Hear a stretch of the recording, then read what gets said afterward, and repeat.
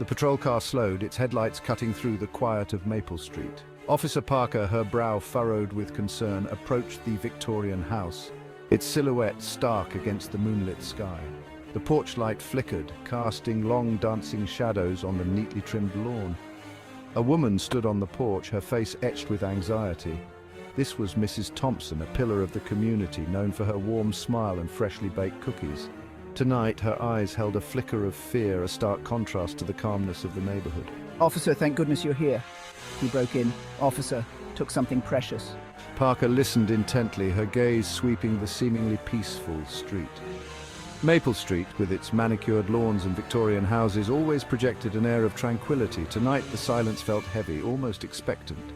Stepping inside, Parker felt the weight of the violated space. The air hung heavy with the scent of potpourri, a futile attempt to mask the unsettling feeling that lingered in the air. She noticed a vase lying shattered on the floor, its delicate porcelain fragments scattered like fallen stars.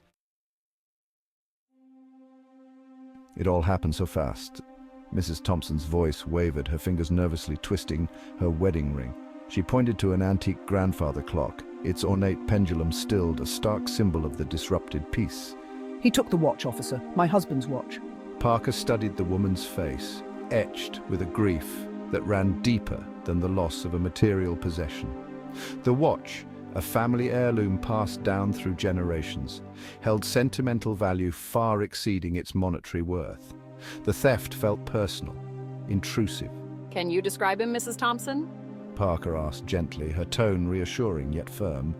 The older woman hesitated, her gaze distant, as if replaying the events in her mind. He was young, just a boy, really. Wore a dark hoodie pulled low over his face. Parker listened patiently, absorbing every detail. A young man, desperate enough to burglarize a house in broad daylight, yet careful not to harm the elderly resident. The details didn't add up, fueling Parker's suspicion that there was more to the story than met the eye. Stepping outside, Parker began to meticulously comb the area around the house. The scent of Mrs. Thompson's prize-winning roses, usually a source of pride and joy, hung heavy in the air, their vibrant colors muted in the moonlight.